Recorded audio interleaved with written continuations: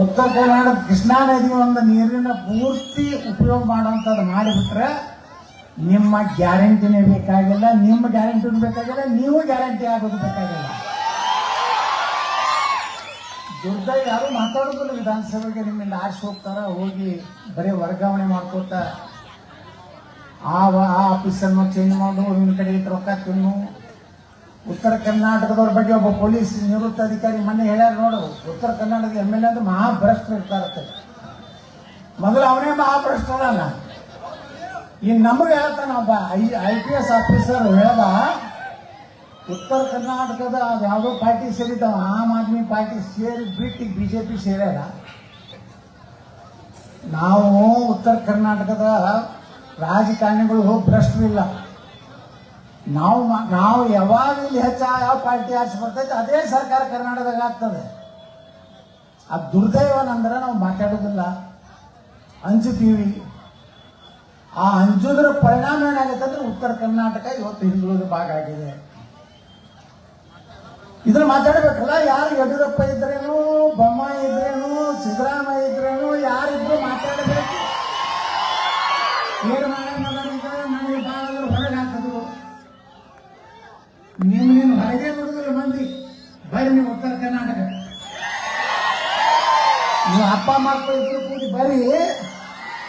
ಉತ್ತರ ಕರ್ನಾಟಕದ ಒಳಗೆ ಬಿಡುದಿಲ್ಲ. ಯತ್ನಾಳ್ ಹೊರಗೆ ಹಾಕಿನ ಅಂತೇಳಿ ಬಹಳ ಖುಷಿ ಪಟ್ರಿ ನೀವು ಅಪ್ಪ ಮಕ್ಕಳು.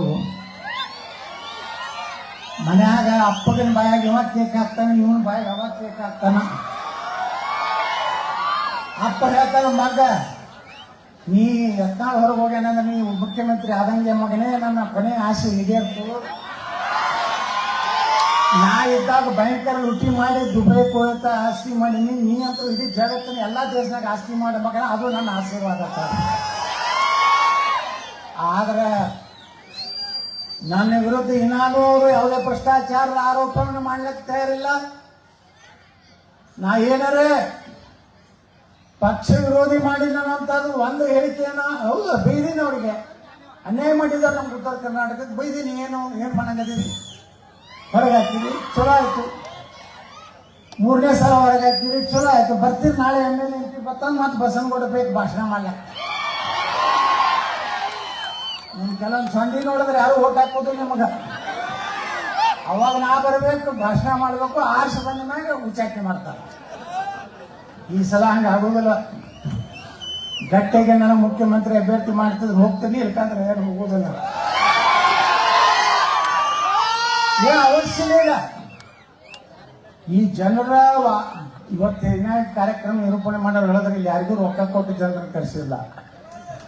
ಯಾವರಿಗೆ ಟ್ರ್ಯಾಕ್ಟರ್ ಬಿಟ್ಟಿಲ್ಲ, ಜೀಪ್ ಬಿಟ್ಟಿಲ್ಲ, ಯಾವ್ದಾರ ದಾರು ಅಂಗಡಿ ಕೂಪನ್ ಕೊಟ್ಟು ಇಲ್ಲಿ ಯಾರನ್ನೂ ನಾವು ಕರೆಸಿಲ್ಲ. ಇಡೀ ರಾಜ್ಯದ ತುಂಬಾ ಜನ ಇವತ್ತು ಏನ್ ನಿರೀಕ್ಷೆ ಮಾಡ್ಲಾಕತ್ತಾರ ಅಂದ್ರೆ ಒಬ್ಬ ಪ್ರಾಮಾಣಿಕ ರಾಜಕಾರಣಿ ಬೇಕಪ್ಪ ಇರೋದು ರಾಜ್ಯಕ್ಕೆ. ಅವ ಏನಾರು ಬಂದು ನಮ್ಮ ಉತ್ತರ ಕರ್ನಾಟಕ ನಮ್ಮ ಜನ ನೋಡ್ರಿ ಇವತ್ತು KPSC ನಮ್ಮ ಮಕ್ಕಳು, ನಮ್ಮ ಹಳ್ಳಿಯಾಗಿನ ಮಕ್ಕಳು ಪೊಲೀಸ್ ಆಗ್ಬೇಕಂತ ಹೇಳಿವಿ. ಮುಂಜಾನೆ 4ಕ್ಕೆ ರನ್ನಿಂಗ್ ಮಾಡ್ತಿರ್ತಾರೆ. ಮಿಲಿಟರಿ ಸೇರ್ಬೇಕು, ಪೊಲೀಸ್ ಆಗ್ಬೇಕು, ನಾವೊಬ್ಬ KS ಅಧಿಕಾರಿ ಆಗ್ಬೇಕು, ನಾವೊಬ್ಬ IAS ಅಧಿಕಾರಿ ಆಗ್ಬೇಕು. ಅವರಲ್ಲಿ ಹೆಲಿಕಾಪ್ಟರ್ ಕೂತಾರಲ್ಲ KPSC ಒಳಗ, ಅವ್ರು ಎಂತಿಂತ ಪ್ರಶ್ನೆ ತೆಗಿತಾರ. ಕನ್ನಡದಾಗ ಒಂದು ಬೇರೆ, ಇಂಗ್ಲಿಷ್ದಾಗ ಒಂದು ಬೇರೆ. ಇವತ್ತು ಕನ್ನಡಿಗರು ಯಾರು ಇವತ್ತು KPSC ಎಲ್ಲ ರೊಕ್ಕ ಕೊಟ್ಟು ಬಂದವ್ರೆ, ಯಾರು ಕೊಟ್ಟು ಬಂದಿಲ್ಲ. ಯಡಿಯೂರಪ್ಪನು ರೊಕ್ಕ ತಿಂದೇ KPSC ಮೆಂಬರ್ ಮಾಡ್ಯಾನ, ಈಗಿನವರು ಅದೇ ಮಾಡ್ಯಾರ. ಅದೇ ಹೇಳಿದೆ ಮೊನ್ನೆ ನಾವು ವಿಧಾನಸಭೆದಾಗ ಹೇಳೀನಿ. ಒಬ್ಬ KPSC ಮನೆಗೆ ಹೋಗಿದ್ದ ಒಬ್ಬ PSI ಅದು ಮುಂದೆ AC ಆಗ್ಬೇಕಂತೇಳಿ ಎಕ್ಸಾಮ್ ಬರ್ದಂತ ಒಬ್ಬ ಅಧಿಕಾರಿ ನನಗೆ ಹೇಳೋದು. ಆ ಮನೆಗೆ ಹೋದಾಗ ಆ KPSC ಮೆಂಬರ್ನ ಮನೆಯಾಗ ಈ ದೇಶದ ಸ್ವಾತಂತ್ರ್ಯ ಹೋರಾಟಗಾರರು ಗಾಂಧಿ ಇಲ್ಲ, ನೇತಾಜಿ ಸುಭಾಷ್ ಚಂದ್ರ ಬೋಸ್ ಫೋಟೋ ಇಲ್ಲ, ಡಾಕ್ಟರ್ ಬಾಬಾ ಸಾಹೇಬ್ ಅಂಬೇಡ್ಕರ್ ಅವ್ರ ಫೋಟೋ ಇಲ್ಲ, ಸಂಗೊಳ್ಳಿ ರಾಣಿಂದಲ್ಲ ವೀರಾಣಿ ಕಿತ್ತೂರು ಚೆನ್ನಮ್ಮದಲ್ಲಿ ಯಾರ್ದೈತಂದ್ರೆ ಅಪ್ಪ ಮಕ್ಕಳು ಫೋಟೋ ಹಾಕ್ಯಾನ. ಅವ್ರು ಕೇಳತ್ರ PSI ಏನು ಸರ್ ಇದು ಇವ್ರ ಫೋಟೋ, ಇವ್ರ ಪುಣ್ಯ ರೀ, ನಾ ಒಂದು 50 ಕೋಟಿ ರೂಪಾಯಿ ಮಾಡ್ಕೊಂಡು ಇವ್ರಿಬ್ರು ರೀ ಅಪ್ಪ ಮಕ್ಕಳು ಹೋಗ್ತಾರೆ. ಲೆಕ್ಕ ಹಾಕ್ರಿ ಅಂದ್ರೆ KPSC ಹೆಂಗದ ಇವತ್ತು 4-5 ವರ್ಷದಿಂದ ಪೊಲೀಸ್ ನೇಮಕಾತಿ ಆಗಿಲ್ಲ. ಯಾರು ಮಾತಾಡ ಮೊನ್ನೆ ನನಗೆ ಹೋಮ್ ಮಿನಿಸ್ಟ್ರು ನನ್ನ ಮಕ್ಕಳು ಬಂದು ಕೂತ್ರು ಮೊನ್ನೆ ಪರಮೇಶ್ವರ್ ಅವರು. ಸರ್ ಅದನ್ನು ಕ್ಲಿಯರ್ ಮಾಡಿರೋದನ್ನ ಪಾಪ 4 ವರ್ಷದಿಂದ ಬಡಗಾಲ ಕೊಟ್ಟು ಎಷ್ಟು ತ್ರಾಸ ತಗೋತಾರೆ ನಮ್ಮ ಮಕ್ಕಳು. ಮುಂಜಾನೆ 4ಕ್ಕೆ ನಾನು ಕರ್ಕೊಂಡು ಗೋಶಾಲೆಗೆ ಹೋಗಿರ್ತೀನಿ. ನಮ್ಮ ಆಕಳದ 1000 ಆಕಳದ ನೋಡ್ಲಿಕ್ಕೆ ಹೋಗಿರ್ತೀನಿ ಮುಂಜಾನೆ. ಪಾಪ ಅಲ್ಲಿ ರನ್ನಿಂಗ್ ಮಾಡೇ ಮಾಡ್ತಿರ್ತಾರೆ 4ಕ್ಕೆ. ಕಾಲಕ್ಕೆ ಬೂಟ್ ಇರೋದಿಲ್ಲ, ಬರಗಾಲಿಗೆ ಬಡತನ ಇತ್ತು ಅವ್ರ ಪಾಪ. ಈಗ ಸೆಲೆಕ್ಷನ್ ಇಲ್ಲ. KPSC ಒಳಗೆ ಆ ಇಂಗ್ಲೀಷ್ ಕ್ವಶನ್ ಪೇಪರೇ ಬೇರೆ, ಕನ್ನಡ ಬೇರೆ. ಅಂದ್ರೆ ಕನ್ನಡ ಕಲಿತಂತ ಯಾವ ಮಕ್ಕಳು AC ಆಗಬಾರ್ದು. ಒಂದು AC ಪೋಸ್ಟ್ ಇವತ್ತು ರಾಜ್ಯದಾಗ 2 ಕೋಟಿ ರೂಪಾಯಿ ನಡೆದ. ಪೊಲೀಸ್ PSI ನೀವೇ ನೋಡಿದ್ರೆ ಹಗರಣ ಆಯ್ತು. ಒಂದು ಪೊಲೀಸ್ PSI ಆಗ್ಬೇಕಾದ್ರೆ ಇವತ್ತು 1 ಕೋಟಿ ರೂಪಾಯಿ ನಡೆದ. ಅಂದಾಗ ಆ ಅಧಿಕಾರಿ ಬಂದಂದ್ರೆ ಅವ್ನು ಪ್ರಾಮಾಣಿಕ ಹೆಂಗಿರ್ತಾನೆ. 2 ಕೋಟಿ ರೂಪಾಯಿ ಕೊಟ್ಟ ಅಸಿಸ್ಟೆಂಟ್ ಕಮಿಷನರ್ ಆದಂದ್ರೆ ಆ ಅಧಿಕಾರಿ ಮ್ಯಾಗ ನಾವು ಏನು ನಾ ಹೇಳ್ದ ವಿಧಾನಸಭೆ ಆ ಅಧಿಕಾರಿ ಹೆಂಗೆ ಪ್ರಾಮಾಣಿಕ ಇರ್ತಾನ್ರಿ. ಅವ್ನು ದುಡ್ಡು ಮಾಡೇಬೇಕು. ಯಾವ ಪಾಪ ಹೊಲ ಮಾಡಿರ್ತಾನೆ, ಮನೆ ಮಾಡಿರ್ತಾನೆ, ಯಾವ್ದಾದ್ರು ಸಾವುಕಾರ ಬಲ್ಲಿ 5 ಪಟ್ಟಿ ಹಂಗೆ ರೊಕ್ಕ ತಂದು AC ಆಗಿರ್ತಾನೆ. ಈ ವ್ಯವಸ್ಥೆ ಹೋಗ್ಬೇಕು. ರಾಜ್ಯದಲ್ಲಿ ನೀರಾವರಿ ಆಗ್ಬೇಕು, ಯಾರು ಮಾತಾಡೋದಿಲ್ಲ. ಇವತ್ತು ಬಡವರು ಏನಪ್ಪಾ ಅಂದ್ರೆ ಯಾವುದೇ ಸಮಾಜದಲ್ಲಿ ನೋಡ್ರಿ, ಆಗಲೇ ನಾವು ದೀಪ ಹಚ್ಚಬೇಕಾದ್ರೆ ಒಂದೊಂದೇ ದೀಪಕ್ಕೆ ಏನೋ ಹತ್ತಲಿಲ್ಲ, ಬೇಕಾದಾಗ ಗುದ್ದಾಡಿ ಅವು ಎಲ್ಲ ಕೂಡಿ ಒಂದೇ ಕಡೆ ತಂದು ಹತ್ತಿದ್ವಿ. ಏನಾನು ಉಡಿಲಾಕತ್ತದ. ನಾವೆಲ್ಲ ಜಾತಿ ಮತ ಬಿಟ್ಟು ನಾನು ದಲಿತ ಅದೀನಿ, ನಾನು ಲಿಂಗಾಯತ ಅದೀನಿ, ನಾ ಬ್ರಾಹ್ಮಣ ಅದೀನಿ, ನಾ ಮರಾಠ ಅದೀನಿ, ನಾನು ಕ್ಷತ್ರಿಯ ಅದೀನಿ, ನಾನು ವಾಲ್ಮೀಕಿ ಅದೀನಿ ಅಂತ ನಾವು ಏನಾರು ಹಿಂಗೆ ಜಗಳಾಡ್ಕೊತ ಹೋದ್ರ ಈ ದೇಶ ಹಿಂದೂಗಳ ಕೈಯಾಗ ಉಳಿದಿಲ್ಲ ಬಂಧುಗಳೇ. ನಾವೆಲ್ಲ ಒಕ್ಕಟ್ಟಾಗಲೇಬೇಕು. ನಾವು ಒಕ್ಕಟ್ಟಾಗ್ಲಿಕ್ಕಂದ್ರ ಹಿಂದೂಗಳ ಭವಿಷ್ಯ ಇಲ್ಲ ಈ ದೇಶನಾಗ. ನೋಡ್ರಿ ಏನು ನಮ್ದು ಅದು ಯಾವ್ದು ವಕಫ್, ಅದು ವಕಫ್ದು ಹೆಂಗ್ ಕಾನೂನಿತ್ತು. ಈ ಊರಿಗೆ ಬಂದು ಹುಡುಗರು ಕಟ್ಟಿ ನಮ್ಮ ಊರಾಗ ಒಬ್ರು ಮುಸ್ಲಿಂ ಇರ್ಲಿಲ್ಲ ಅಂದ್ರೂ ಪರವಾಗಿಲ್ಲ, ಈ ಊರ ವಕಫ್ ಅಂತ ಹೇಳಿ ಡಿಕ್ಲೇರ್ ಮಾಡಿಬಿಟ್ರೆ ಮುಗೀತು. ಅವ್ನ ಯಾರು ಕ್ವಶನ್ ಮಾಡಕ್ ಬರ್ತಿದ್ದಿಲ್ಲ. ಸುಪ್ರೀಂ ಕೋರ್ಟಿನ ಜಡ್ಜ್ಗಳಿಗೆ ಅಧಿಕಾರ ಇಲ್ಲ. ಆ ವಕಫದ CEO ಬಂದು ಅಲ್ಲಿ ಒಬ್ಬ ಮೌಲಿ ಅವ್ರು ಬಂದು ಡಿಕ್ಲೇರ್ ಮಾಡಿಬಿಟ್ರೆ ಒಂದೊಂದು ಊರಿಗೂರೇ ವಕಫ್ ಮಾಡಿಬಿಟ್ಟಿದ್ರು ಈ ರಾಜ್ಯದಲ್ಲಿ. ಬಿಜಾಪುರ್ನಾಗ ಮಾಡಿದ್ರು ಒಂದು ಸೋಮನಾಥನ್ ದೇವಸ್ಥಾನ, ಈ ಇಸ್ಲಾಂ ಊಟಕ್ಕಿಂತ ಮೊದಲಿದ್ದಂತ ಒಂದು ದೇವಸ್ಥಾನ ವಕಫ್ ಆಗಿದ್ದು ಬಡಗಾವಿ ಒಂದು ಗ್ರಾಮ. ಮೊನ್ನೆ ಅಮಿತ್ ಶಾ ಹೇಳಿದ್ರಲ್ಲ ಪಾರ್ಲಿಮೆಂಟ್ ನಲ್ಲಿ, ಬಿಜಾಪುರದ ವನವಾಡತ್ತಲ್ಲಿ 1500 ಎಕರೆ ಒತ್ತಾಟ್ ಹಿಡಿದು ವಕಫ್. ಅಲ್ಲಿ ಬೀದರ್ ಜಿಲ್ಲಾಕ್ ಹೋಗಿದ್ವಿ ನಾವು. ಅಲ್ಲಿ ಇರೋರೇ 70% ಮುಸಲ್ಮಾನರು ಅದಾರ. ಅವ್ರದ್ದು ಎಲ್ಲ ವಕಫ್, ಅವರು ಇರೋದ. ಇದು ಮುಸಲ್ಮಾನರಿಗೂ ಏನು ಬಡವ್ರಿಗಿದ್ದಾರೆ ಅದು ಏನೂ ಲಾಭ ಇಲ್ಲ. ಹೊಡೆಯವ್ರು ನೋಡಿ ಇವತ್ತು ವಯಸ್ಸಿ ಮೊನ್ನೆ ಲೋಕಸಭಾದಾಗ ಹಾಕ ಕಣ್ಣಾನಿ ತೆಗೆದು ವಕಫ್ದು ಇದನ್ನ ಹರದ. ಯಾಕೆ ಹರಿದು ಗೊತ್ತೇನ? ಹೈದರಾಬಾದ್ನಾಗ 3000 ಕೋಟಿ ರೂಪಾಯಿಯ ಬೆಲೆ ಬಾಳುವಂತ ಆಸ್ತಿ ವಕಫ್ದು ಅವ ಹೊಡೆದ ಮಗ. ಅದಕ್ಕೆ ಅವ್ರಿಗೆ ಕಣ್ಣೀರು. ಯಾವ ಮುಸಲ್ಮಾನರು ಉದ್ಧಾರ ಆಗುವುದಿಲ್ಲ. ಹಿಂದೂಗಳ ಹೊಲ ಮನಿ ಮಠ ಯಾವ್ದು ಬೇಕಾದ ಯಾವಾಗ ಬೇಕಾದಾಗ ವಕಫ್. ನಮ್ಮಲ್ಲಿ ಬಿಜಾಪುರ ಹಂಗೆ ಮಾಡಿದ್ರು. ಅವತ್ತು ನಾವು ಹೋರಾಟ ಚಾಲು ಮಾಡಿದೀವಿ. 5-6 ದಿವಸ ಹೋರಾತ್ರಿ ಧರಣಿ ಮಾಡಿದ್ವಿ DC ಆಫೀಸ್ ಮುಂದೆ. ನಮ್ಮ ಜಾಯಿಂಟ್ ಪಾರ್ಲಿಮೆಂಟ್ ಕಮಿಟಿ ಚೇರ್ಮನ್ರು ಬಂದ್ರು, ಇಲ್ಲಿ ಶೋಭಾ ಕರಂದ್ಲಾಜೆ ಅವರು ಕೇಂದ್ರ ಮಂತ್ರಿದ್ರು ಬಂದ ಇಲ್ಲಿ ಉಪವಾಸ ಕೊಟ್ಟು ನಮ್ಮ ಜೊತೆ ಕೊಟ್ಟು ಗುರುಗಳು 2 ದಿವಸ ನಮ್ಮ ಜೊತೆಗೇನೆ ರಾತ್ರಿ ಅಹೋರಾತ್ರಿ ಧರಣಿಯಲ್ಲಿ ಭಾಗವಹಿಸಿದ್ರು ಬಂಧುಗಳೇ. ಇವತ್ತೇನರೇ ಕರ್ನಾಟಕದಲ್ಲಿ ನಮ್ಮ ರಮೇಶ್ ಜಾರಕಿಹೊಳಿ ಅವರು, ಕುಮಾರ ಬಂಗಾರಪ್ಪನವರು, ಅರವಿಂದ್ ಲಿಂಬಾವಳಿ ಅವರು, ನಮ್ಮ GM ಸಿದ್ದೇಶ್ವರ ಅವರು, ಹರೀಶ್ ಅವರು, 8-10 ಮಂದಿ ನಾವು ಗಟ್ಟಿಯಾಗಿ ಬಿದರ್ನಿಂದ ಏನು ಪ್ರವಾಸ ಚಾಲು ಮಾಡಿದೀವಿ. ಎಲ್ಲ ಮಾಹಿತಿ ತಗೊಂಡಿವಿ. ರೈತರದು ಹೊಲ ನಂದು ಹೋಗೈತ್ರಿ, ನಿಂದು ಹೋಗೈತಿ. ಒಬ್ಬ ಯಾವನೋ DC ಇದ್ದ ಬೀದರ್ನಾಗ, ಅಲ್ಲಿ ಪೂರ್ತಿ ಮುಸ್ಲಿಮರು ಒಂದು ಹಳ್ಳಿನೇ ಪೂರ್ತಿ ವಕಫ್ ಮಾಡಿದ್ದ. ಅವ್ರು ಬಂದರು ಮುಸಲ್ಮಾನರು. ಇದನ್ನೆಲ್ಲ ಮಾಹಿತಿ ಪ್ರತಿ ಇಂಚಿಗೂ ನಾವು ತಗೊಂಡು ಒಬ್ಬ ದಲಿತ ರಾಯಚೂರದಲ್ಲಿ ಒಂದು ದಲಿತನ ಜಮೀನು ವಕಫ್ ಅಂತೇಳಿ ಸ್ಮಶಾನ ಅಂತೇಳಿ ಮಾಡಿ ಇವತ್ತಲ್ಲಿ ಕಾಂಪ್ಲೆಕ್ಸ್ ಕಟ್ಟಾರ. ಪಾಪ ದಲಿತನು ಇಂಥ ಅನೇಕ ಒಂದು ವಾಲ್ಮೀಕಿ ಭವನ ಕಟ್ಟಿದ್ರಲ್ಲಿ ರಾಯಚೂರು ಜಿಲ್ಲಾದಾಗ ಅದು ವಕಫ್ ಅಂತ ಡಿಕ್ಲೇರ್ ಮಾಡಿದ್ರು. ಇದು ಎಲ್ಲಿಗೆ ಹೋಗಿ ನಿಂದಿರ್ತದೆ ಅಂತ ಹೇಳಿ ನನಗೆ ಅವರು 3 ತಾಸು ಕುಂಡಿಸೋರು ಯಾರು ಜಗದಂಬಿಕಾ ಪಾಲ್. ನಮ್ಮ ವರದಿ 3000 ಪೇಜಿಂದ ಕೊಟ್ಟು ನಾವು ವರದಿ ಕೊಟ್ಟಾಗ ಗಾಬರಿ ಆದವು. ಏನು ಇಷ್ಟು ಕೆಟ್ಟ ಕಾನೂನು ಐತೆ ಅಂದ್ರೆ ದಿಲ್ಲಿ ಒಳಗಿದ್ದ ಅಧಿಕಾರಿಗಳು ಹೇಳ್ತಿದ್ರು ನಮ್ಗೆ, ये तो हमको कुछ भी जानकारी नहीं है. ನಾ ಹೇಳದೆ ಇದೇ ರೀತಿ ಆದ್ರೆ ಭಾರತ ಹೆಂಗಾಗಿತ್ತಂದ್ರೆ ವಕಫ್ದು ನಮ್ಗೆ ಗೊತ್ತಿಲ್ಲ. ರೈತರಿಗೆ ಮುಂದೆ ದೊಡ್ಡ ಶಾಪ ಆಗೋದಿತ್ತು. ಈ ದೇಶದಲ್ಲಿ 18 ಲಕ್ಷ ಎಕರೆ ಆಸ್ತಿ ನಮ್ಮ ಹಿಂದೂಸ್ತಾನ್ ಮಿಲಿಟರಿ ಕೈಯಾಗೈತಿ. ಮಿಲಿಟರಿ ಆಸ್ತಿ ಅದು ಬೇಕದು. ನಮ್ಮ ಸೈನಿಕರಿದ್ದಲ್ಲೇ ನಾ ದಿಲ್ಲಿಗದು ಹೋಗಾಗ ನಿಮ್ಮ ಬೆಳಗಾವಿ ಜಿಲ್ಲೆದ ಭಾಳ ಮಂದಿ ಇಲ್ಲಿ ಬೈಲವಂಗಲ್ದವ್ರು ಎಲ್ಲ ಸಿಕ್ಕಿರ್ತಾರೆ. ವಿಮಾನದಾಗ ಭಾಳ ಮಂದಿ ಅದಾರ ಈ ಭಾಗದವ್ರು. 18 ಲಕ್ಷ ಎಕರೆ ಇದೆ. ಇಂಡಿಯನ್ ರೈಲ್ವೆ, ಭಾರತೀಯ ರೈಲ್ವೆ ಅದಕ್ಕೂ ಬೇಕು. ಯಾಕಂದ್ರೆ ಇಡೀ ದೇಶದಲ್ಲಿ ಟ್ರಾನ್ಸ್ಪೋರ್ಟೇಷನ್ 15 ಲಕ್ಷ ಇದೆ. 3ನೇ ನಂಬರ್ ಯಾವ್ದೈತಿ ಕೊಡ್ತೈತೆ ನಮ್ಮ ದೇಶನ. 12 ಲಕ್ಷ ಎಕರೆ ಇವತ್ತು ವಕಫ್ ಕೈಯಾಗೈತಿ. 2.5 ಪಾಕಿಸ್ತಾನ ಆಗ್ತಾವೆ. ಹೀಗೆ ಒಂದು ಪಾಕಿಸ್ತಾನ ಅವಾಗ ಕೊಟ್ಬಿಟ್ಟಿವಿ. ಗಾಂಧಿ ಹೇಳದ ಕೊಟ್ಬಿಟ್ಟಿವಿ. ಪಾಕಿಸ್ತಾನ ಎರಡಾದು ಬಾಂಗ್ಲಾದೇಶ ಮತ್ತು ಪಾಕಿಸ್ತಾನ. ಈಗ ಮತ್ತೆ 2.5 ದೇಶಗಳಷ್ಟು ಇವತ್ತು ವಕಫತ್ ಮಾಡಿದ್ರು.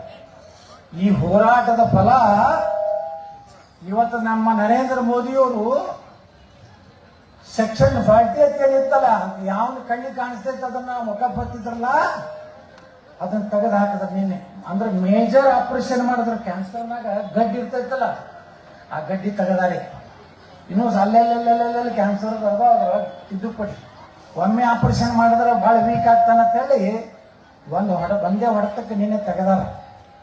ಅದು ದುರ್ದೈವ ಏನಂದ್ರೆ ನಮ್ಮ ಹಿಂದೂ MP ಗಳು ಸಹಿತ ಕೆಲವು ಮಂದಿ ವಿರೋಧ ಮಾಡಿದ್ರು. ನಮಗೆ ಓಟ್ ಬಿದ್ದಿದ್ದೆ ಅಷ್ಟು ಪಾರ್ಲಿಮೆಂಟಲ್ಲಿ 298. ಹುಡುಕಿದವರು ತಾಯ್ಗಂಡು ಹಿಂದೂಗಳೇ ಇದ್ರು. ಅವರು ಹಿಂದೂಗಳ ಆಸ್ತಿ ಹೋಗ್ಲಕತ್ತೈತಿ, ಮಠಗಳ ಆಸ್ತಿ ಹೋಗ್ಲಕತ್ತೈತಿ, ದೇವಸ್ಥಾನದ ಹೋಗ್ಲಕತ್ತದ. ಅಂದ್ರೂ ಸಹ ಇದನ್ನ ಯಾಕೆ ಹೇಳ್ತಾ ಇದ್ದೇನೆ ಅಂದ್ರೆ ಬಂಧುಗಳೇ, ನಾವೆಲ್ಲ ಒಂದಾಗದೇ ಇದ್ರೆ ಈ ದೇಶ ಸುರಕ್ಷಿತ ಇಲ್ಲ.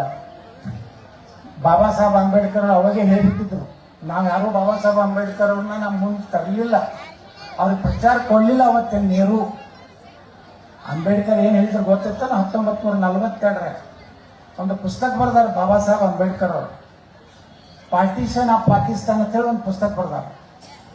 ಅದ್ರಾಗ ಅಂಬೇಡ್ಕರ್ ಅವ್ರು ಹೇಳ್ತಾರೆ, ಏನಾದರೂ ದೇಶ ಇಬ್ಬಾಗ ಮಾಡೋದಕ್ಕೆ ನಂದು ಸಹಮತ ಇಲ್ಲ. ಇದು ಗಾಂಧಿ ನೆಹರು ಮಾಡುವಂತ ಬಹಳ ದೊಡ್ಡ ತಪ್ಪು. ಒಂದು ವೇಳೆ ಅನಿವಾರ್ಯವಾಗಿ ನೀವು ದೇಶ ಹೊಡಿದೇ ಆದರೆ ಧರ್ಮದ ಆಧಾರದ ಮೇಲೇನೆ ಹೊಡಿಲಾಕತ್ತೀರಿ. ಈಗ ಹಿಂದೂಸ್ತಾನದಲ್ಲಿರುವಂತ ಕೊನೆಯ ಮುಸ್ಲಿಂ ಪಾಕಿಸ್ತಾನಕ್ಕೆ ಹೋಗುವವರೆಗೆ, ಪಾಕಿಸ್ತಾನದಲ್ಲಿರುವಂತ ಕೊನೆಯ ಹಿಂದೂ ಭಾರತಕ್ಕೆ ಬರುವವರೆಗೆ ಪಾರ್ಟಿಷನ್ ಮಾಡಬೇಡಿ. ಎಲ್ಲಿವರೆಗೆ ಇದನ್ನು ಮಾಡೋದಿಲ್ಲ ಭಾರತ ಎಂದು ಸುರಕ್ಷಿತ ಇರುವುದಿಲ್ಲ. ನಿಮ್ಮ ಗಣಪತಿ ಮ್ಯಾಗ ಕಲ್ಲು ಹೋಗ್ಯಾವ್ರೆ, ನಿಮ್ಮ ಬಸವಣ್ಣನ ಇದಕ್ಕೆ ಅಪಮಾನ ಮಾಡವ್ರೆ, ಮಾಡ್ಲಕತ್ತಾರಿಲ್ಲ ಈ ದೇಶನ. ಗಣಪತಿ ಕೂಡ್ಸೋದ್ರ ಸಲುವಾಗಿ ಸಹಿತ ನಮಗೆ ಪರ್ಮಿಷನ್ ಬೇಕು, ಆದ್ರೆ ಅವ್ರಿಗೆ ಯಾವುದೂ ಇಲ್ಲ. ಅದಕ್ಕೇ ಅಂಬೇಡ್ಕರ್ ಹೇಳಿದಂಥದ್ದು ಸತ್ಯ. ಇವತ್ತು ಅಂಬೇಡ್ಕರ್ ಅವ್ರಿಗೆ ಎಷ್ಟು ಮಂದಿ ಆಮಿಷ ತೋರಿಸಿದ್ರು, ನಮ್ಮ ಧರ್ಮ ಸೇರು, ನಿಮ್ಮ ಧರ್ಮ ಸೇರು. ಹೈದರಾಬಾದ್ ನಿಜಾಮ್ ಹೇಳ್ತಾನೆ ನಮ್ಮ ಅಂಬೇಡ್ಕರ್ ಅವ್ರಿಗೆ, ನೀ ಇಸ್ಲಾಂ ಧರ್ಮ ಸೇರು ಅಂಬೇಡ್ಕರ್ ಅವರೇ, ಅರ್ಧ ನನ್ನ ಆಸ್ತಿ ಕೊಡ್ತೀನಿ ಅಂತ ಹೇಳ್ತಾರೆ. ಯಾರು? ನಿಜಾಮ್.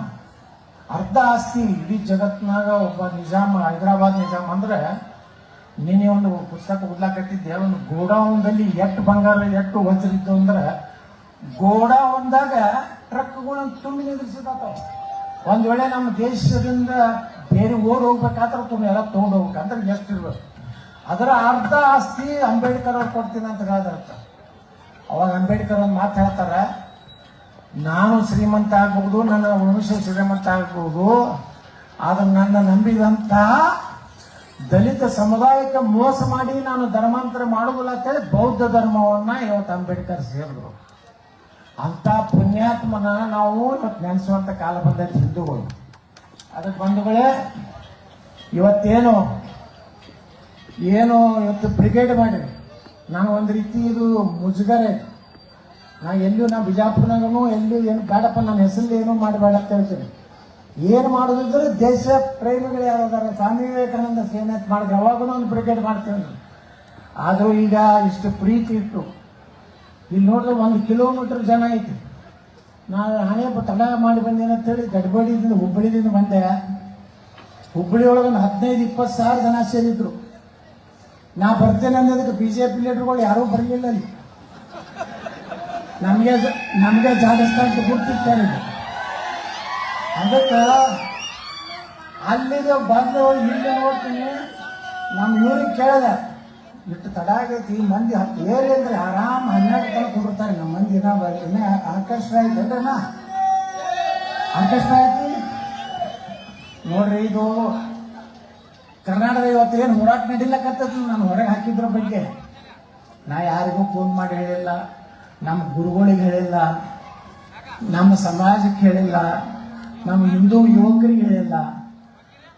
ನಮ್ಮ ಗುರುಗಳು ಹೇಳೋದಂಗೆ ಸ್ವಯಂ ಪ್ರೇರಿತವಾಗಿ ಕರ್ನಾಟಕದಾಗ ಇವತ್ತು ಹೋರಾಟ ಮಾಡಕತ್ತಾರೆ. ಪಾಪ ನಾನು ವಿಧಾನಸಭೆಯಲ್ಲಿ ನಮ್ಮ ಸಮಾಜ ಪರವಾಗಿ ಇವತ್ತು ಗಟ್ಟಿಗೆ ಹೊರಗ ಪಾದಯಾತ್ರೆ ಮಾಡಿದ್ರೆ 700 ಕಿಲೋಮೀಟರ್ ಗುರುಗಳು ಇವತ್ತು ತಿರುಗಾಕತ್ತಾರ. ಅವ್ರಿಗೊಂದು ಮಠ ಇಲ್ಲ, ಗಟ್ಟಿ ಮಠ ಇಲ್ಲ, ಮಠದಲ್ಲಿ ಒಂದು ಒಳ್ಳೆಯ ರೂಮ್ ಇಲ್ಲ. ಇವತ್ತೇನಾದ್ರು ಕೂಡಲ ಸಂಗಮ ಸ್ವಾಮಿಗಳು ನಮ್ಮ ಸಮುದಾಯ ಅಷ್ಟೇ ಅಲ್ಲ, ಇವತ್ತು ಯಾವುದೇ ನೋಡ್ರಿ, ಇವತ್ತು ನಾವು 2D ಎತ್ ಮಾಡಿದ್ವಿ. ಅದ್ರೊಳಗೆ ಲಿಂಗಾಯತ ಎಲ್ಲ ಲಿಂಗಾಯತ ಸಬ್ ಕಾಸ್ಟ್ ಬರ್ತಾವೆ. ಉಳಿಸೋ ಲಿಂಗಾಯತರು ಅದಾರೆ, ಜೈನರು ಅದಾರೆ, ಯಾವುದು ಕುರುಬ ಜನಾಂಗದಲ್ಲಿ ಕೆಲವೊಂದು ಏನು ಬಿಟ್ಟು ಹೋಗಲ್ಲ ಅವ್ರನ್ನ ಅದ್ರಾಗ ಸೇರಿಸ್ಯಾರೆ, ಮರಾಠರದಾರೆ. ಇವ್ರನ್ನೆಲ್ಲ ಕೂಡಿ ಕ್ರಿಶ್ಚಿಯನ್ರ 7% ನಮ್ಗೆ ಕೊಡುವಂಥದ್ದು ನಾವು ಸರ್ಕಾರದಾಗ ನಾವು ಮಾಡಿಸ್ತೀವಿ. ಕೊನೆಗೆ ಆ ಕೊನೆಯ ದಿವಸದಿಂದ ಅದು ಸುಪ್ರೀಂ ಕೋರ್ಟ್ಗೆ ಹೋಗಿ ಸ್ಟೇ ತಂದ್ರು. ಇನ್ನೂವರೆಗೆ ಸುಪ್ರೀಂ ಕೋರ್ಟ್ನಲ್ಲಿ ಖುಲ್ಲಾ ಆಗ್ತಾ ಇಲ್ಲ. ನಾ ಇಷ್ಟು ಮಾತ್ರ ಹೇಳ್ತಾ ಇದ್ದೀನಿ, ಕೂಡಲ ಸಂಗಮ ಸ್ವಾಮಿಗಳು ಅವರ ನೇತೃತ್ವದಲ್ಲಿ ಕರ್ನಾಟಕದಲ್ಲಿ ಮೀಸಲಾತಿನ ತಗೊಂಡೇ ತೀರ್ತೀವಿ ಅಂತ ಪ್ರತಿಜ್ಞಾನ ಇವತ್ತು ಬುಡ್ರಕಟ್ಟಿ ಗ್ರಾಮದಲ್ಲಿ ನಾವು ಮಾಡ್ತೀವಿ. ಯಾರೇನು ಬೇಕಾದ್ರೆ ಹೊಯ್ಕೊಲಾಕ, ನನಗೇನು ಬೇಕಾದ್ರೆ ಅನ್ನಲಾಕ. ಆದ್ರೆ ಒಂದು ವಿಶ್ವಾಸ ನೀವು ಇಟ್ಕೋರಿ, ಈ ರಾಜ್ಯದಲ್ಲಿ ಉತ್ತರ ಕರ್ನಾಟಕ ಅಭಿವೃದ್ಧಿ, ಸಾಮಾನ್ಯ ಒಬ್ಬ ಬಡ ಕುಟುಂಬದ ಒಬ್ಬ ರೈತನ ಮಗ ಒಬ್ಬ ಒಳ್ಳೆ ಅಧಿಕಾರಿ ಆಗ್ಬೇಕಾದ್ರೆ KPSC ಬದಲಾವಣೆ ತರಬೇಕು. 1 ರೂಪಾಯಿ ಹಣ ಇಲ್ಲಾರ್ದೆ ನೇಮಕಾತಿ ಆಯ್ತಂದ್ರ ಮುಂದಿನ ನಮ್ಮ ಪೀಳಿಗೆಗೆ ಪ್ರಾಮಾಣಿಕ ಅಧಿಕಾರಿಗಳು ಸಿಗ್ತಾರೆ. 2 ಕೋಟಿ 3 ಕೋಟಿ ಕೊಟ್ಟು ಅವ್ರ ಪಾಪ ನೌಕರಿ ಮಾಡ್ಲಿಕ್ಕೆ ಹೋದ್ರಂದ್ರ ಅವ್ರೇನು ಟಾಟಾ ಬಿರ್ಲಾ ಮಕ್ಕಳಲ್ಲ, ಬಡವ್ರು ಇರ್ತಾರ. ಅವ್ರ ಭ್ರಷ್ಟಾಚಾರ ಅನಿವಾರ್ಯವಾಗಿ ಕೈ ಹೊಟ್ಟಬೇಕಾಗ್ತದೆ. ನಮ್ಮ ಜನರಿಗೆ ನ್ಯಾಯ ಸಿಗ್ಲಿಕ್ಕೆ ಸಾಧ್ಯ ಇಲ್ಲ. ಹಿಂದೆ ಗೋವಿಂದ ಗೌಡರು ಒಬ್ಬ ಶಿಕ್ಷಣ ಮಂತ್ರಿ ಆದ್ರು, ನಮ್ಮ ದೇವೇಗೌಡರ ಕಾಲದಲ್ಲಿ, JH ಪಟೇಲ್ ಕಾಲದಲ್ಲಿ. ಎಂತ ಪ್ರಾಮಾಣಿಕ ಮನುಷ್ಯ ಅಂದ್ರೆ, ಒಬ್ಬ ಶಿಕ್ಷಣ ಮಂತ್ರಿ ಮನಸ್ಸು ಮಾಡಿದ್ರೆ ಅವ್ರು ಕಂಪ್ಯೂಟರೈಸ್ ಮಾಡಿಬಿಟ್ರು. ಯಾವ ಟೀಚರು 1 ರೂಪಾಯಿ ಇಲ್ಲಾರ್ದೆ ಅವ್ರ ಸಿಲೆಕ್ಷನ್ ಏನೇನು ಆಗ್ತಿದ್ರ ಅದಕ್ಕೆ ಗೋವಿಂದೇಗೌಡರಂತ ಒಬ್ಬ ಶಿಕ್ಷಣ ಮಂತ್ರಿ ಈ ರಾಜ್ಯದಾಗ ಆದ್ರು. ಅದೇ ಕಾನೂನನ್ನ ಈ ರಾಜ್ಯದಲ್ಲಿ ನಾವು ತರಬೇಕಾಗಿದೆ. ಉತ್ತರ ಕರ್ನಾಟಕ ಅಭಿವೃದ್ಧಿ ಮಾಡಬೇಕಾಗಿದೆ. ಇಂಥ ಭ್ರಷ್ಟ ಕುಟುಂಬದಿಂದ ನಾವು ಮುಕ್ತ ಆಗ್ಬೇಕು. ಸಾಕು, ಎಷ್ಟಪ್ಪ ತಿಂದು ಇನ್ನೂ ಸಾಕಾಗಲ್ಲ, ಇನ್ನೂ ತಿನ್ಬೇಕಾದ್ರೆ ನೋಡ. ನನ್ನ ಮಗ ಅಧ್ಯಕ್ಷ ಆಗಲಿ, ನನ್ನ ಮಗ ಮುಖ್ಯಮಂತ್ರಿ ಆಗಲಿ, ಅವನಿಗೂ 1-2 ತಯಾರಾಗ್ಯಾವು. 20-21 ವರ್ಷದವು. ಯುವ ಮೋರ್ಚಾ ಅಧ್ಯಕ್ಷ ಆಗುದು ಏನು ನಾವೇನು ಕಸ ಹುಡುಗ್ಲಿಕ್ಕೆ ಇದೀವೇನೋ ರಾಜಕಾರಣದಾಗ. ನಮ್ಮ ಕೈಗೆ ಒಂದು ಕೊಡಿ, ಉತ್ತರ ಕರ್ನಾಟಕದವ್ರ ಕೈಗೆ. ವೀರೇಂದ್ರ ಪಾಟೀಲ್ರಾಗಿದ್ರು, ಒಬ್ಬ ಪ್ರಾಮಾಣಿಕ ವ್ಯಕ್ತಿ. JH ಪಟೇಲ್ ಇದ್ರು, ಲಿಂಗಪ್ಪ ಇದ್ರು. ಪುಣ್ಯಾತ್ಮರು ಎಂದೂ ಇಂಥ ಹಲ್ಕ ಕೆಲಸ ಮಾಡಲಿಲ್ಲ. ಮತ್ತೊಮ್ಮೆ ಅವಕಾಶ ಬರ್ಲಾಕತ್ತದ ಉತ್ತರ ಕರ್ನಾಟಕಕ್ಕೆ. ನಾವೆಲ್ಲ ಒಂದಾಗೋಣ, ಹೊಸ ಕರ್ನಾಟಕವನ್ನ ನಿರ್ಮಾಣ ಮಾಡೋಣ, ಹಿಂದುತ್ವವನ್ನು ಉಳಿಸೋಣ, ಕೇಸರಿ ಧ್ವಜ ಹಾರಿಸೋನು. ಅದರ ಜೊತೆಗೆ ಯಾರ ದೇಶದ ವಿರುದ್ಧ ಮಾತಾಡಿದ್ರೆ ಯಾರ ಗಣಪತಿ ಮೂರ್ತಿ ಮೆರವಣಿಗೆ ಕಲ್ಲು ಹೋಗದ್ರ, ರಾಮನ ನವಮಿ ಕಲ್ಲು ಹೋಗದ್ರ ಅಂದ್ರ ಅವ್ರ ಮನೆಗೆ ಬುಲ್ಡೋಸರ್ ಗ್ಯಾರಂಟಿ. ಯೋಗಿ ಅಂತವ್ರು ಬೇಕೀಗ. ಇವತ್ತ ದೇಶಕ್ಕೆ ಯೋಗಿ ಅಂತವ್ರು ಬೇಕು, ಭೋಗಿಗಳು ಬೇಕಾಗಿಲ್ಲ. ಈ ಮನೆ ತುಂಬ ರಾಜಕಾರಣಿ ಇವತ್ತು ನೋಡ್ರಿ ಉತ್ತರ ಪ್ರದೇಶನಾಗ 23% ಇದ್ರು, ಅವ್ರು ಏನೋ ಕಾಯಿನ್ ಅನ್ನೋದಿಲ್ಲ. ಹಾಗೆ ಕರ್ನಾಟಕಕ್ಕೆ ಬೇಕಾಗಿತ್ತು ಇಲ್ಲೋ ಯೋಗಿ ಅಂತ ಒಬ್ಬ ಮನುಷ್ಯ ಬೇಕಾಗಿತ್ತಿಲ್ಲ. ಯಾರ ದೇಶದ್ರೋಹಿಗಳಿಗೆ ಬರೋಬ್ಬರಿ ಬುದ್ಧಿ ಕಲಿಸ್ಬೇಕಿಲ್ಲ. ಯಾರ ಪೊಲೀಸ್ ಸ್ಟೇಷನ್ ಒಂದು ಬೆಂಕಿ ಹಚ್ಚೋಷ್ಟು ಧೈರ್ಯ ತೋರ್ಸ್ಲಕತ್ತಲ್ಲ ಆ ಮಕ್ಕಳನ್ನ ಅಲ್ಲೇ ಗುಂಡು ಹಾಕಿ ಕಳಸ್ ಮಾಡ್ಬೇಕಿಲ್ಲ. ಪೊಲೀಸ್ ಸ್ಟೇಷನ್ ಒಳಗೆ ಹೋಗ್ಬಿಟ್ಟು ಧೈರ್ಯ ಬಂದೈತಂದ್ರೆ ಹುಬ್ಬಳ್ಳಿ ಒಳಗೆ ಹೋದ್ರು, KGDJ ಒಳಗೆ ಹೋದ್ರು. ಮನೆ ಉದಯಗಿರಿಯಲ್ಲಿ ಪೊಲೀಸರ ಮೇಲೆ, ಪೊಲೀಸ್ ಅಧಿಕಾರಿಗಳ ಮೇಲೆ ಅವ್ರು ಕೈ ಮಾಡ್ತಾರಂತಾರೆ. ಕಾನೂನು ಎಲ್ಲಿ ಉಳಿತೈತ್ರಿ? ಪೊಲೀಸರ ಮೇಲೆ ಕೈ ಮಾಡುವಂತ ಕೆಟ್ಟ ಪರಿಸ್ಥಿತಿ ಒಂದು ರಾಜ್ಯದಾಗ ಬಂದೈತಂದ್ರ ಅಂತ ಮುಖ್ಯಮಂತ್ರಿ ನಾಲಾಯಕ್, ಅಂತ ಗೃಹ ಮಂತ್ರಿ ನಾಲಾಯಕ್. ಬರೀ ಕಠಿಣ ಕ್ರಮ ಕೈಗೊಳ್ಳಲಾಗುವುದು ಅಂತ ಹೇಳ್ತಿದ್ರು ನಮ್ಮವರು. ಶೀಘ್ರದಲ್ಲಿ ಕಠಿಣ ಸುಡುಗಾಡ. ನಮ್ಮ ಒಬ್ಬ ಗೃಹ ಮಂತ್ರಿ ಇದ್ದ ಕೇಳಿದೆ, ಪುಣ್ಯಾತ್ಮ ನಿನಗೆ ಆಗಲಿಕ್ಕಂದು ಬಿಟ್ಕೊಡು, ಏನ್ ಮಾಡಲಿ ಅಂತ ನೋಡ್ರೆ ಈ ಪೊಲೀಸರು ನನ್ನ ಮಾತು ಕೇಳ್ತಾರ, ಮತ್ತೆ ಅದಕ್ಕೆ ಕಿಸಿಲಾಕದ್ಯಪ್ಪ, ನೀ ಅದಕ್ಕೆ ರಾಜೀನಾಮೆ ಕೊಡು, ಯಾಕಂದ್ರೆ ಅದು ಫಾರೆಸ್ಟ್ ತಗೋ, ಅರಣ್ಯದ ಹೋಗಿ ಅಡ್ಡಾಡು, ಯಾಕಂದ್ರೆ ಕಂದಾಯ ತಗೋ, ಯಾಕಂದ್ರೆ ಗ್ರಾಮೀಣ ತಗೋ. ಪುಣ್ಯಾತ್ಮ ನಮ್ಮ ಪಾರ್ಟಿನ ಮಣ್ಣಾಗಿ ಇಟ್ಬಿಟ್ರಿ ನೀವು, ಏನೂ ಮಾಡಲಿಲ್ಲ. ಕಠಿಣ ಕ್ರಮ ಅಂದು ಇವತ್ತು ನಮ್ಮ ಹಿಂದೂಗಳ ನಾರಾಜಾದರು. ಇನ್ನು 2028ರಾಗ ಆ ತಪ್ಪು ನಾವು ಯಾವ ಮಾಡೋದು ಬೇಡ. ಉತ್ತರ ಕರ್ನಾಟಕ ಅಭಿವೃದ್ಧಿ ಆಗ್ಬೇಕಾಗೈತಿ ಇಲ್ಲೋ? ನೀವೆಲ್ಲ ಗಟ್ಟಿಯಾಗಿ ನಾನು ದೊಡ್ಡ ಆಗಿರ್ರಿ. ಅವ್ರು ಯಾವ ಮುಖ್ಯಮಂತ್ರಿ ಆಗ್ತಾನೆ ನೋಡೋಣ ಅಂತ ನಾನು ತಗೋಲಾರ್ದೇ ಕರ್ನಾಟಕ ಸರ್ಕಾರ ರಚನೆ ಆಗಲಾರ್ದಂಗೆ ಮಾಡ್ತೀವಿ. ಅವಾಗ ಡಿಮಾಂಡ್ ಬರ್ತಂದ್ರೆ ತಾನೇ ಜಕ್ಕಸ್ ಮಾಡ್ತಾರ. ಹೋಗಿ ಕೈಕಾಲು ಹಿಡಿದು ಯಪ್ಪ ಏನಂದು ತಪ್ಪಾಗೈತೆ, ನಾನು ಮಗ ಅಲ್ಲ ಹೇಳಿ ಮನೆ ನೀವು ಅಲ್ಲಿ ವಿಷಾದ ವ್ಯಕ್ತಪಡಿಸ್ರಿ, ಮಾತ್ರ ನಿಮ್ಗೆ ಕನ್ಸಿಡರ್ ನಿಮ್ಗೆ ಏನೇ ನಿಮ್ಗೆ ವಿಷಾದ ಬೇಡ್ತಾರೆ. ಜನಾನೇ ಎದ್ದು ದಂಗೆ ಹೇಳ್ತಾರ. ಅವ್ರು ಯತ್ನಾಳ್ಗಳು ಮಾಡಲಿಲ್ಲ ನೋಡ್ರಿ ಮಕ್ಕಳನ್ನ ಜಕ್ಕಸ್ ನೀವು ಮಾಡ್ತೀರಿ. ಅದಕ್ಕೆ ಜನರ ಬಲ್ಲಿ ಬಂದು ನಾ ಇವತ್ತು ನೀವೆಲ್ಲ ತಯಾರಾಗಿ ಜಾತಿ ಮತ ಏನೂ ಇಲ್ಲ ನನಗೆ. ಯಾವುದೇ ಹಿಂದೂ ಸಮಾಜದ ಯಾವುದೇ ಸಮುದಾಯದವರ ಪರವಾಗಿ ವಿಧಾನಸಭೆಯಲ್ಲಿ ಇವತ್ತು ವಾಲ್ಮೀಕಿ ST 7% ಆಗ್ಬೇಕಾದ್ರೆ ಮೊದಲು ನಾವು ಮಾತಾಡೋದು ವಿಧಾನಸಭೆಯೊಳಗೆ ನಾನೇ. ಹಾಲ ಮತ ಸಮಾಜಕ್ಕೆ ST ಸೇರಿಸ್ಬೇಕಂತ ಹೋರಾಟ ಮಾಡೋದು ನಾನೇ. SC ST ಮೀಸಲಾತಿ ಪ್ರಮಾಣ ಹೆಚ್ಚು ಮಾಡ್ಬೇಕಂತ ಹೋರಾಟ ಮಾತಾಡ್ದವ್ ನನಗೆ ಯಾರೂ ಮಾತಾಡಿಲ್ಲ. ಆ ಸಮಾಜದವರೇ ಮಾತಾಡಿಲ್ಲ ಎಷ್ಟೋ ಮಂದಿ. ಇಲ್ರಿ ನಾವು ಏನು ಮಾಡೋದು, ನಾವು ನಮ್ಗೆ ಧೈರ್ಯ ಇಲ್ರಿ ಕೊಡ್ರಿ ನಿಮ್ಮಂಗತ್ತೆ. ಅದಕ್ಕೆ ಬಂಧುಗಳೇ ಗಟ್ಟಿ ಆಗ್ರಿ. ಇದೇನು ಬ್ರಿಗೇಡ್ ಮಾಡಿರಲಿಲ್ಲ, ನೀವೆಲ್ಲರೂ ಒಳ್ಳೆ ಕೆಲಸ ಅಂದ್ರೆ ನಮ್ಮ ದೇಶ ಉಳಿಬೇಕು. ಬೆಳಗಾವಿ ಜಿಲ್ಲೆ ಅಂದ್ರೆ ಇವತ್ತು ವೀರಾಣಿ, ಕಿತ್ತೂರು ಚೆನ್ನಮ್ಮ, ಸಂಗೊಳ್ಳಿ ರಾಯಣ್ಣ, ಅದೇ ರೀತಿ ನಮ್ಮ ಬೆಳವಡಿ ಮಲ್ಲಮ್ಮ, ಅಲ್ಲಿ ಕೆಳದಿ ಚೆನ್ನಮ್ಮ ಅವರು ಇಲ್ಲೇ ಬೆಳಗಾವದವರೇ. ಶಿವಮೊಗ್ಗದ ಕೆಳದಿಗೆ ಬರ್ತದಲ್ಲ, ಅವರು ಎಲ್ಲಿಯವರು ಇಲ್ಲಿ ಏನು ನಮ್ಮ ಬೆಳಗಾವಿದಿಂದಲೇ ಅಲ್ಲಿ ಹೋಗಿ ಒಂದು ಕುಟುಂಬ ಹೋಗಿ ಕೆಳದಿಯ ಸಂಸ್ಥಾನ ಕಟ್ಟದವರು. ಅಲ್ಲಿ ಶಿವಾಜಿ ಮಹಾರಾಜರ ಮಗುಗೆ ರಕ್ಷಣೆ ಕೊಟ್ಟವ್ರು ಯಾರು? ರಾಜಾರಾಮಗಳ ರಕ್ಷಣೆ ಕೊಟ್ಟವರು ನಮ್ಮ ಕೆಳದಿ ಚೆನ್ನಮ್ಮನವರು. ಇಲ್ಲಿ ಶಿವಾಜಿ ಮಹಾರಾಜರ ಸೈನ್ಯವನ್ನು ಸೋಲಿಸಿ ಮಹಿಳಾ ಸೈನ್ಯವನ್ನು ಕಟ್ಟಿದಂತ ತಾಯಿ ಬೆಳವಡಿ ಮಲ್ಲಮ್ಮ. ವೀರರಾಣಿ ಕಿತ್ತೂರು ಚೆನ್ನಮ್ಮ, ಸಂಗೊಳ್ಳಿ ರಾಯಣ್ಣ, ಹಂಪೂರು ಬಾಳಪ್ಪ, ಒಡ್ಡರ ಎಲ್ಲಣ್ಣ ಅಂತ ತಗೊಂಡು ಬ್ರಿಟಿಷರಿಗೆ ಸಿಂಹ ಸಪ್ಪನಾಗಿ ತ್ಯಾಕ್ರೇನು ಹೊಡೆದವ್ರು ಯಾರು? ವೀರರಾಣಿ ಕಿತ್ತೂರು ಚೆನ್ನಮ್ಮ. ಅದಕ್ಕೆ ಬಂಧುಗಳೇ, ನಾವೆಲ್ಲ ಒಂದಾಗಿರೂ ಭಾರತ ಹೆಂಗ ನಮ್ಮ ಮೋದಿಯವರು ಕಟ್ತಾ ಇದ್ದಾರೆ, ಕರ್ನಾಟಕದಲ್ಲೂ ಹೊಸ ಯುಗ ಪ್ರಾರಂಭ ಮಾಡೋನು. ನಿಮ್ಮೆಲ್ಲರ ಆಶೀರ್ವಾದ ಸಹಕಾರ ನಮ್ಮ ಮೇಲೆ ಇರಲಿ. ಇವತ್ತೇನು ರಾಮನವಮಿ ಅಂದ್ರೆ, ರಾಮ ಅಂದ್ರೆ ಎಲ್ಲರೂ ಇಡೀ ದೇಶ ಒಪ್ಪದಂತಹ ಒಬ್ಬ ಮರ್ಯಾದೆ ಪುರುಷೋತ್ತಮ. ಆ ಪುಣ್ಯದ ದಿವಸ ಇವತ್ತು ನೀವು ಇವತ್ತಲ್ಲಿ ಏನು ಸೇರಿದಿರಿ, ರೊಕ್ಕ ದಾರು ಕೊಡ್ತಾರೆ ಇಲೆಕ್ಷನ್ದಾಗ. ಮುಂದೆ ತಲೆ ಬೋಳಿಸ್ತಾರೆ ನಿಮ್ಗೆ. ನೋಡಿದ್ರೆ 183 ಕೋಟಿ ರೂಪಾಯಿ ವಾಲ್ಮೀಕಿ ಹಗರಣ ಹಾಕಿ ರಾಜ್ಯದಾಗ 90 ಕೋಟಿ ರೂಪಾಯಿ ಎಲ್ಲಿ ಹೋಗಪ್ಪ ಅಂದ್ರೆ ಬಳ್ಳಾರಿ ಇಲೆಕ್ಷನ್ದಾಗ ದಾರು ಅಂಗಡಿಗೆ ಬಂಗಾರ ಅಂಗಡಿಗೆ ಹೋಗ್ಯಾವ. ನಾ ಕೇಳಿದೆ 187 ಕೋಟಿ ರೂಪಾಯಿ ಇವತ್ತು ವಾಲ್ಮೀಕಿ ನಿಗಮಕ್ಕೆ ರೊಕ್ಕ ಕೊಟ್ಟಿದ್ರೆ 18,000 ವಾಲ್ಮೀಕಿ ಜನ ಆದರೂ 1 ಲಕ್ಷ ರೂಪಾಯಿ ಬರ್ತಿದ್ರು.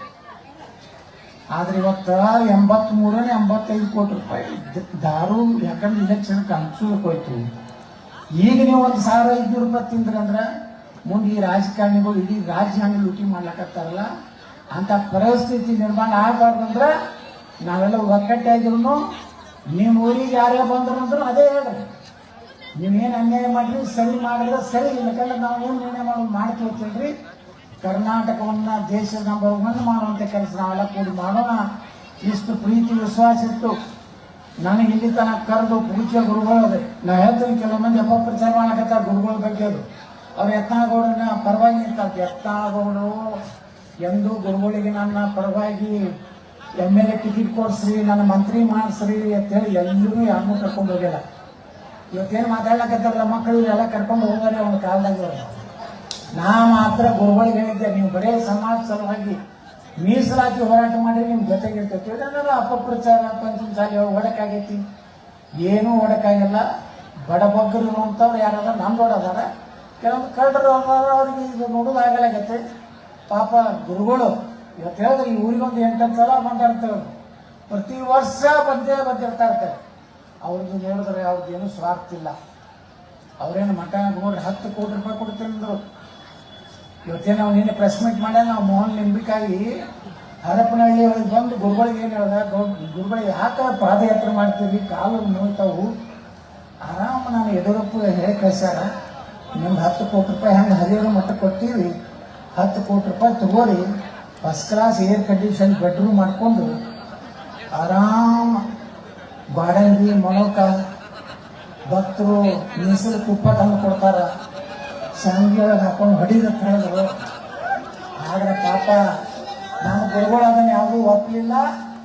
ಇವತ್ತು ಸಮಾಜ ಸಲುವಾಗಿ ಹೋರಾಟ ಮಾಡಕತ್ತಾರ. ನೀವೆಲ್ಲ ಗಟ್ಟಿಯಾಗಿ ಒಕ್ಕಟ್ಟಾಗಿ ನೀವೆಲ್ಲ ಇರ್ರಿ. ಮೀಸಲಾತಿ ಕೊಡಿಸೋದು ಅಷ್ಟೇ ಅಲ್ಲ, ಕರ್ನಾಟಕ ಸಮೃದ್ಧಿ ಮಾಡುವಂಥ ಪ್ರಜ್ಞೆ ಮಾಡಿ ನಾನು ಮಾತು ಹೋಗ್ತೀನಿ.